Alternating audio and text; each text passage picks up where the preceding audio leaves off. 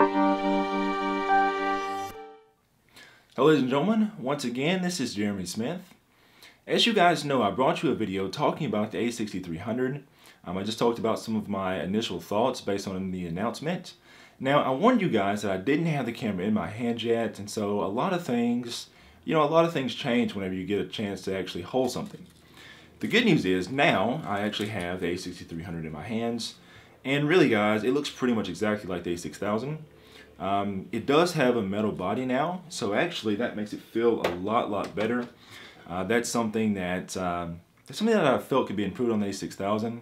The A6000 didn't feel cheap, but it also was, kind of felt more like an entry-level DSLR. This camera feels a lot more solid. The other thing is, and this is something, I don't remember if I mentioned this or not in my previous video, but the A6300 also has a much higher resolution viewfinder.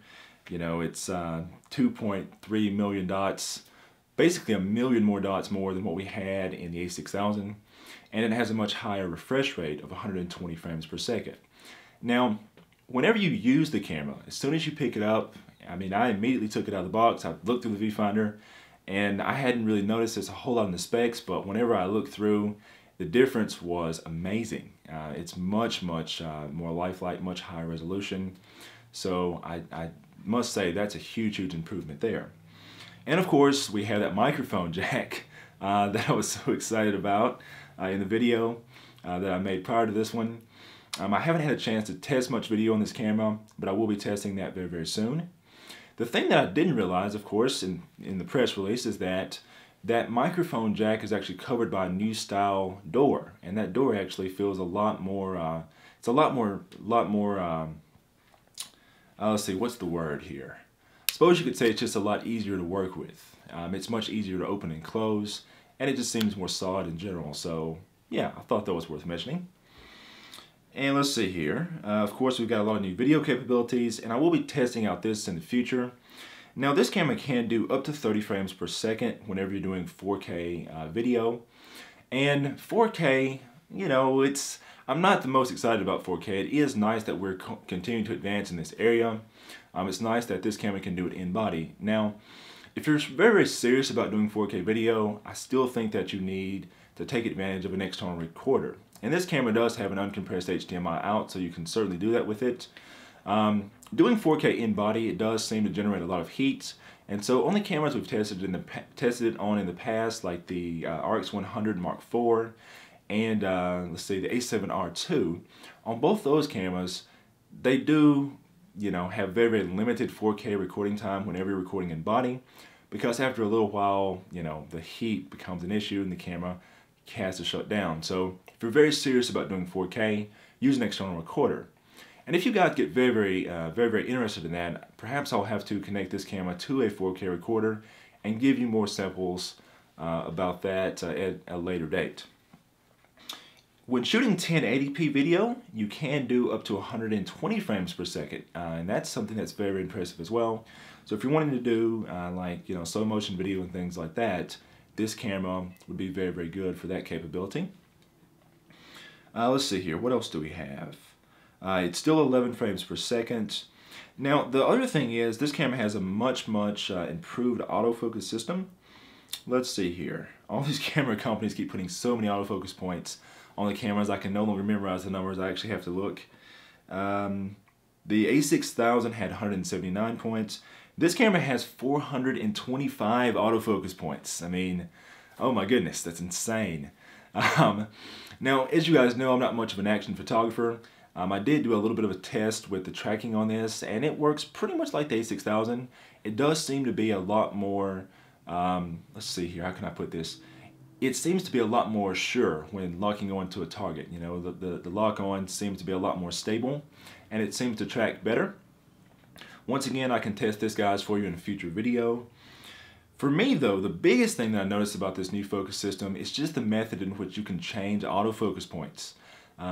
By giving the center enter button, the one that's in the middle of the little directional arrow thingies, by giving that a little press, you can actually immediately be able to move around the focus point. So you don't have to really customize a custom button to do that duty anymore. The camera's set up that way by default, and it seems to work much, much better. So that was something that I consider to be a great improvement on this particular camera. Now, there are a few things I still kind of wonder about.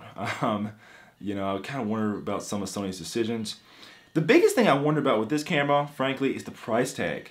Whenever we did the A6000 review, and that was probably about 2 years ago, the A6000, whenever it came out, it was selling for $649 body only, and it was selling for $799 in kit lens form with the 16 to 50 power zoom. This new A6300 goes for $1149 with the 16 to 50 lens, and it goes for $999 body only. Yeah, it seems like quite a price premium. You do have 4K, you do have the better autofocus system. Actually, I don't even really count that. That's just a natural evolution. So I guess the only really true new features you have at this point would be things like 4K, the microphone jack, the metal body. Those are the biggest things.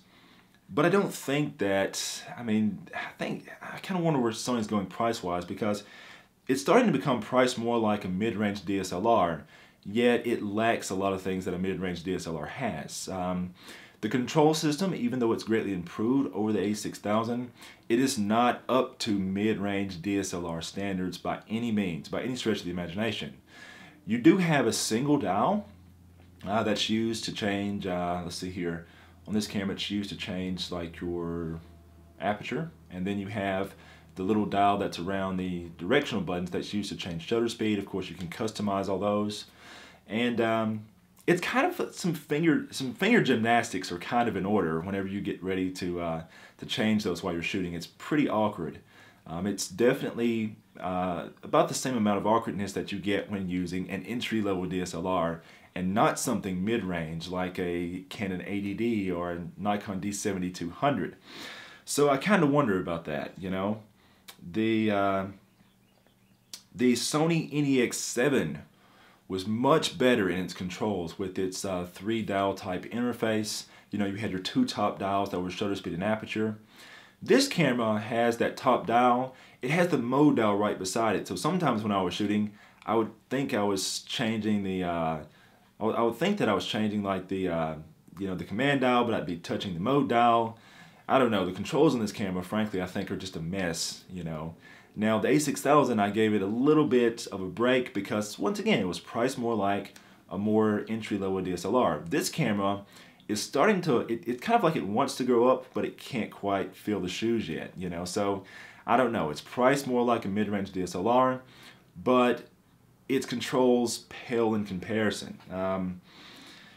The other thing I have to say about this is the 6300 is also it gets bundled with the 16 to 50 kit lens at $1149. The 16 to 50, I actually used to own one myself. Whenever I did aerial photography with my drones, it was very, very light and small and compact, and I'd put it on my NEX5, and it would work out very, very well for that purpose. Now the image quality is terrible. You know, there's just no getting around that. Now, whenever I was shooting it for video, it wasn't that bad. And like I say, I needed something lightweight. On this camera, though, for just everyday use, or for any of Sony's cameras really, the 16 to 50 lens is not the best choice.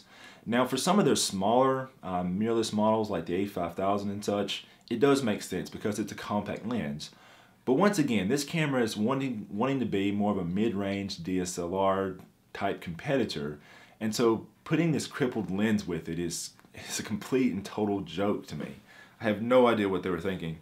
And then to charge us $1149 for this, I don't know. Anyways, so that's some of the negative things that I think could be improved on.